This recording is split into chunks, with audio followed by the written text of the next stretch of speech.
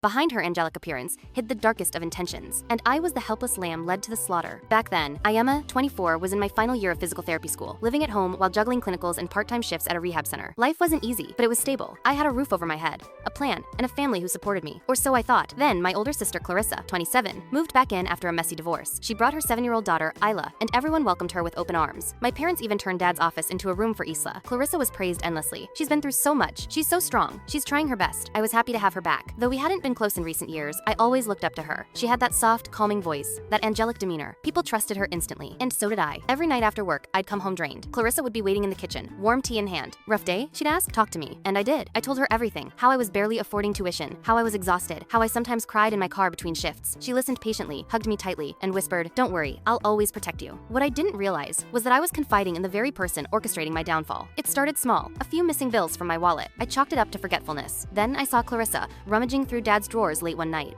She claimed she was looking for stamps. I believed her, until everything exploded one Sunday morning. I woke up to shouting. Downstairs, my mom was sobbing, my dad was furious, and Clarissa stood in the middle of it all, phone in hand.